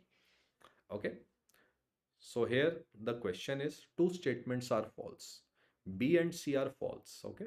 So you will get an option of A and B are false, A and C are false, A and D are false. The question comes like this. So we are not concerned with that. We are more concerned what is the correct concept behind it. So which antimicrobial drug causes adrenal insufficiency and gynecomastia?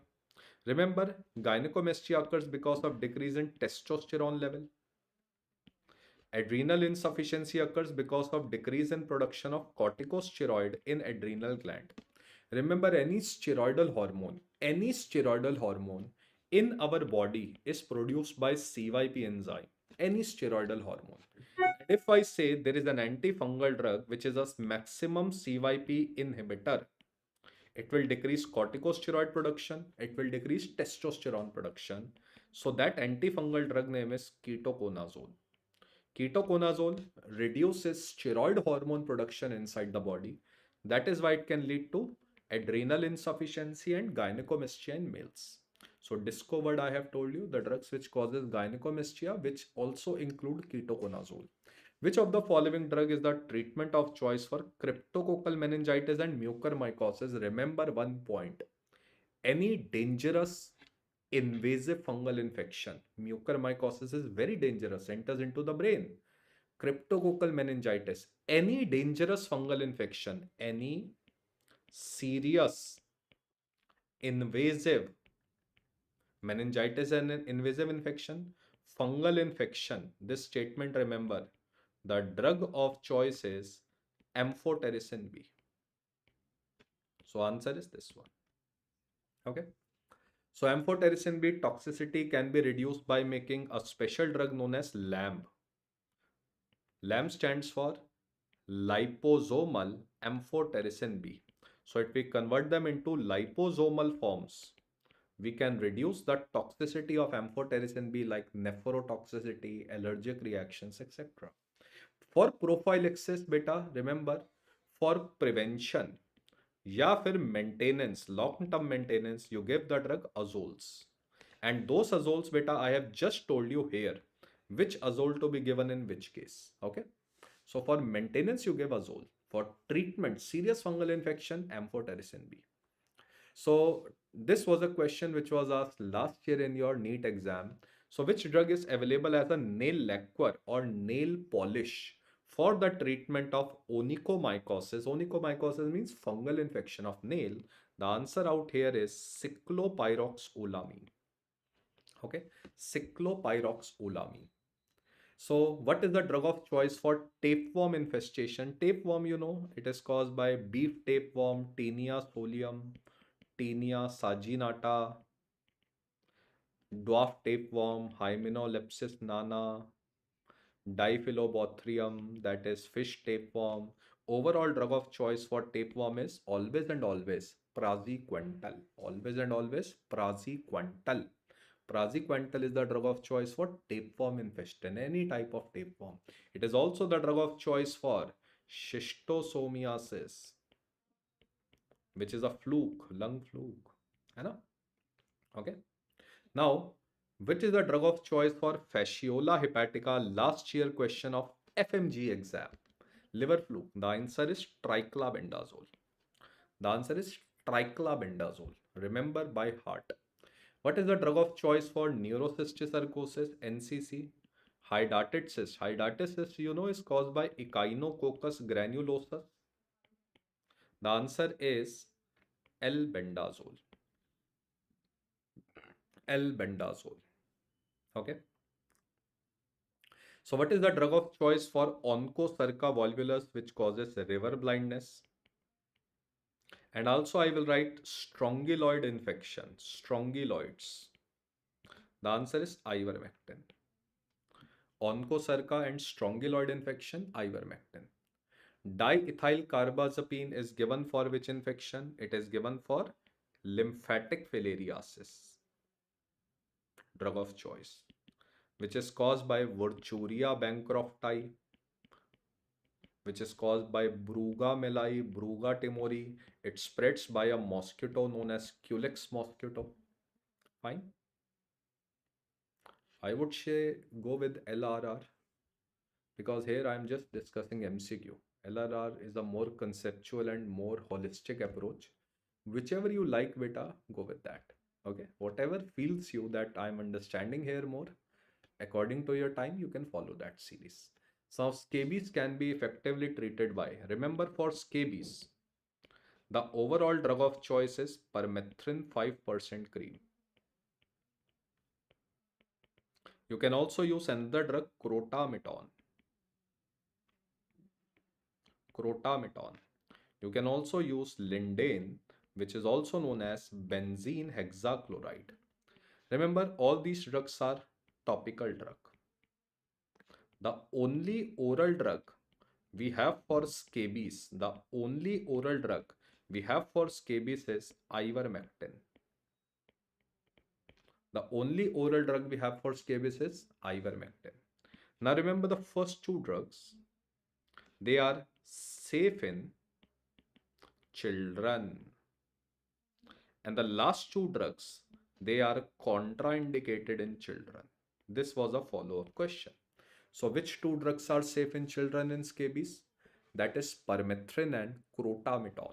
This was a last year question. This was a last year question. Okay. No, type 2 lepra reaction, ENL, is the type of type 3 hypersensitivity. Arthritis is, I think, type 2 hypersensitivity, na, serum sickness. Serum sickness. I don't know, but type 3 hypersensitivity is type 2 lepra reaction ENL. So which of the following drug can be used as a common drug for both HIV and hepatitis B virus infection? Two drug. The first is tenofovir and second is lamivudine. So they are the common drug for both HIV and hepatitis B virus infection. So go with the answer A. Okay. Then, which of the following is not a correctly match? Remember zidovudine, which is an nucleoside reverse transcriptase inhibitor, bone marrow suppression anemia, true. Didanosine, again an NRTI, pancreatitis, true. Stavudine, again an NRTI, true. Now the false statement is lamivudine. Remember lamivudine, lipodystrophy, false. Lipodystrophy is seen with protease inhibitor. Protease inhibitor, these drugs they end with the word navir, like ritonavir, indinavir, etc. They produce lipodystrophy syndrome.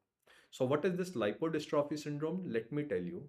In lipodystrophy syndrome, there is obesity, breast hypertrophy, increase in cholesterol and increase in fat levels. There is dyslipidemia. So these are the feature of lipodystrophy syndrome.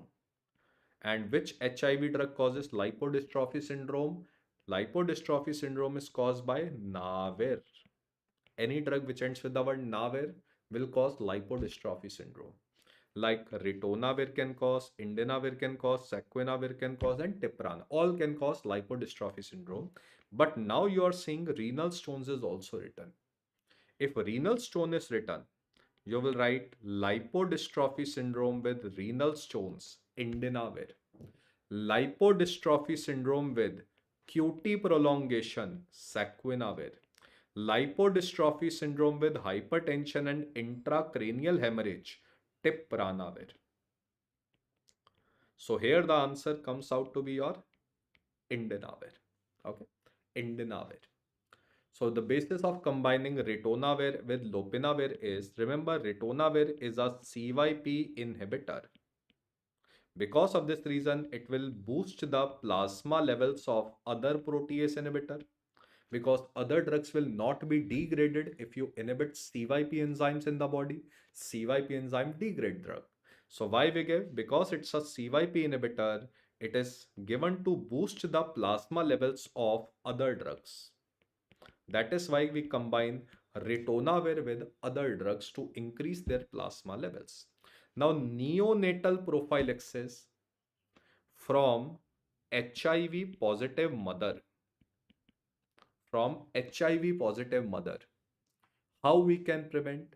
In this neonate, remember, we give nevirapine syrups for 6 weeks. Okay. Post-exposure prophylaxis of HIV, let's say after needle stick injury, it is given for 1 month. 1 month means 28 days and 28 days means 4 weeks, one and the same thing. Okay. So drug which can cause complete histopathological resolution in hepatitis C viruses, this combination. So fosbuvir with velpatasvir. Any drug that ends with the word buvir is NS5B inhibitor. These are the proteins present in HCV. Any drug that ends with the word asvir is NS5A inhibitor. This combination can lead to 100% cure of HCV virus. What about tenofovir and entecavir? They are the first line drug for hepatitis B virus. Above drug is the drug for hepatitis C virus. Okay, hepatitis C virus. Ganciclovir is preferred over acyclovir in the following reaction. Remember, acyclovir is the drug of choice for herpes simplex virus 1, herpes simplex virus 2, varicella zoster virus. But acyclovir is not effective in the another group of herpes virus known as cytomegalovirus. And ganciclovir is the drug of choice for cytomegalovirus. So the drug of choice for ganciclovir is cytomegalovirus. Now, what is the drug of choice for Bell's palsy? Remember, in Bell's palsy, first we have to protect facial nerve. And first, to protect facial nerve, we have to reduce inflammation. So, overall drug of choice is prednisolone. First drug of choice in Bell's palsy is prednisolone. Acyclovir can be used as an add-on drug. We can use acyclovir as an add-on drug. Next we have is antibody against RSV virus, respiratory syncytial virus is palivizumab. How we can remember paliv? VI word is coming virus. Raxibacumab, it is against raxibacumab. Bac means it is against a bacteria. Which bacteria? AX word is coming, anthrax bacteria. These two drugs you have to remember, they have been asked in your exam. Avian influenza, which is H5N1 flu virus. Any flu virus, now the drug of choice has become oseltamivir. Oseltamivir, it is a neuraminidase inhibitor. They have now become the drug of choice for flu virus or influenza virus. So if I say H1N1, which is known as swine flu, again the drug of choice is oseltamivir. Then which of the following is false or not true about antimalarial? Remember, in antimalarial, the first stage to the human infective stage is sporozoite. For sporozoite, we don't have any drug. Yes, for sporozoite, we have a vaccine known as Mosquirix vaccine. Now, none of the antimalarial is effective against all. Yes, remember, all stages of malaria, we have to give different drug. One drug cannot kill all stage of malaria. Antimalarials are safe in G6PD deficiency. False. They are not they are contraindicated. They should be avoided. And radical chemotherapy with primaquine is given for Vivex and ovale. Yes, because it kills hypnozoid stage of Vivex and ovale. That is why we give primaquine infection therapy. Ribavirin treatment के लिए देते हैं for RSV and palivizumab is given for prevention of RSV in preterm neonate. Palivizumab for prophylaxis, ribavirin for treatment. Now, radical cure of P. vivaxis. Now, radical cure means to kill hypnozoid stage, which is found in liver. So, for the full staging, how plasmodia or malaria spread, you can see my other lectures, the complete lecture on this video, how malaria spread. To kill hypnozoid, we call it as radical cure. The first drug which has been approved is primaquine. And the second drug which has been recently approved has been asked in your exam is tafenoquine. Okay, but remember, primaquine and tafenoquine, they are not effective in clinical cure. They are not effective in clinical cure. Remember, they are given in radical cure. Clinical cure means when you want to kill the RBC stage of malaria. So which drug cannot provide clinical cure in malaria?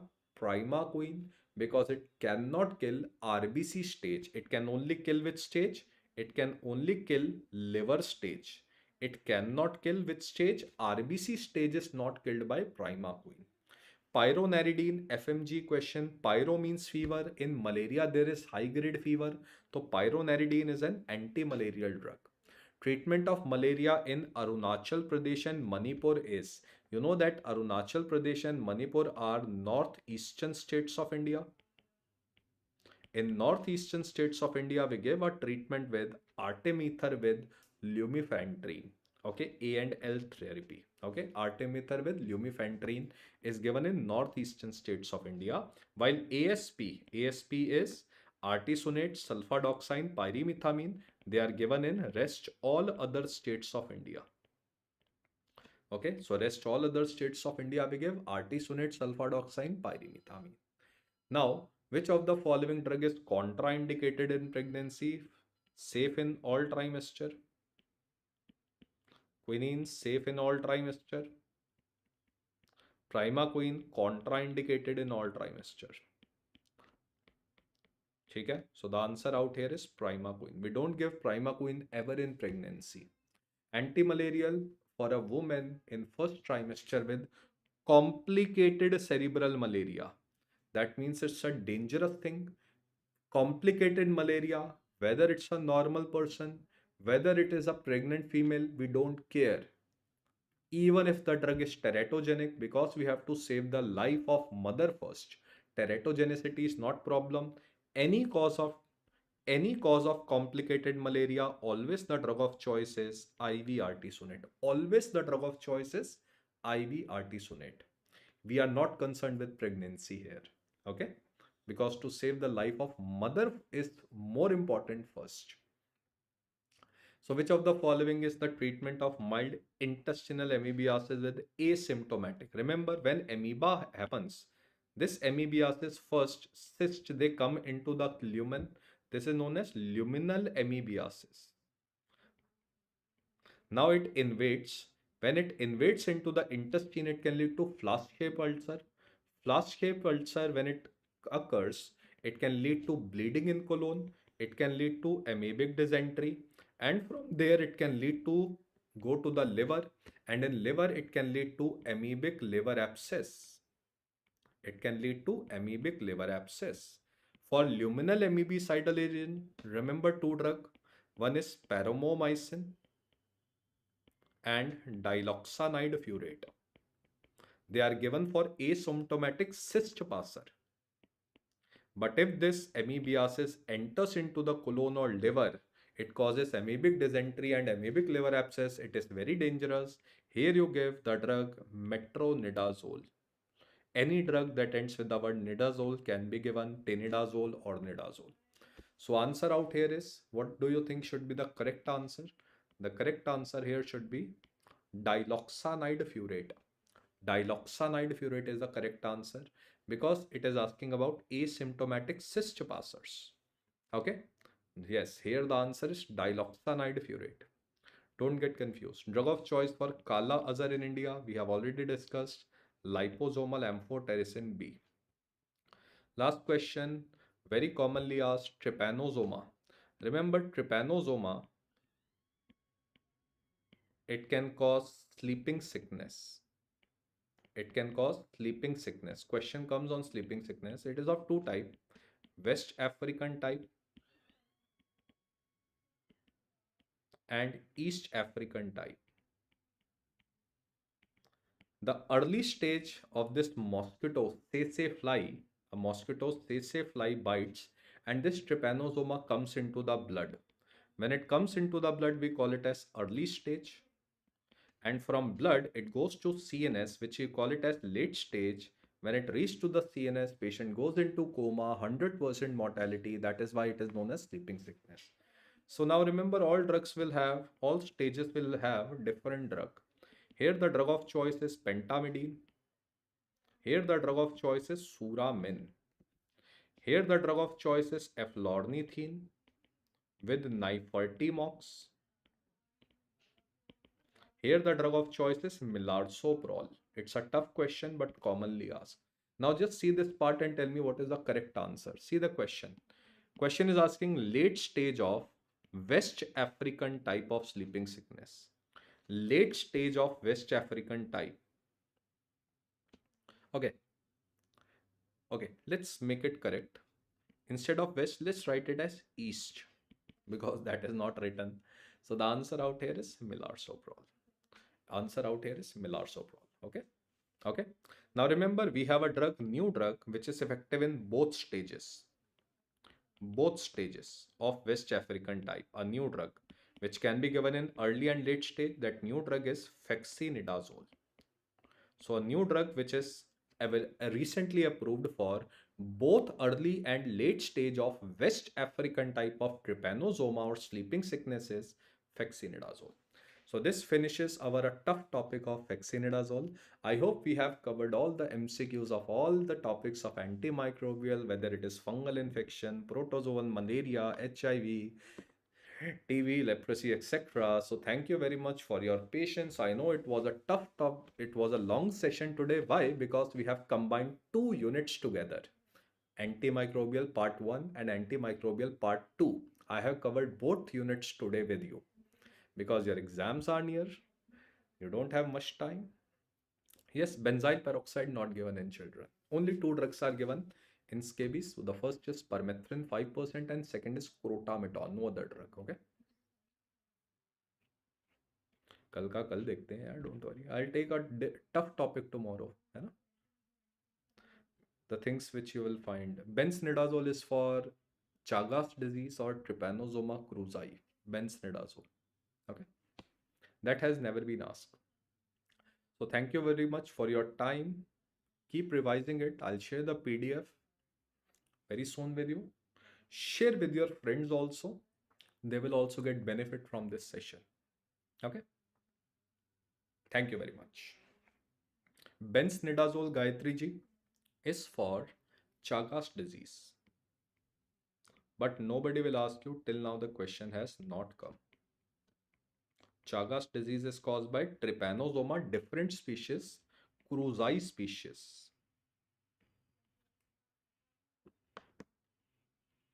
Okay, chalo. Best wishes. Enjoy your day. You have any doubt, you can ask me. I'll be there for 1 or 2 minutes if you want.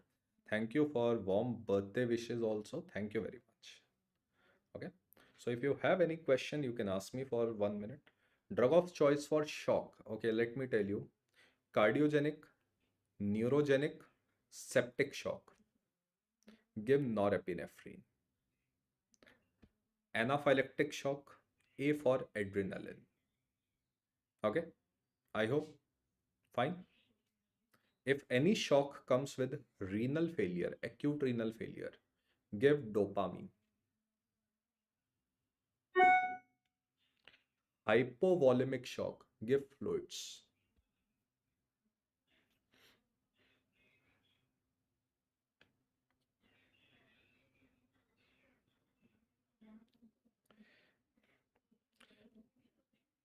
A patient was given heparin, he developed bleeding, give protamine sulfate.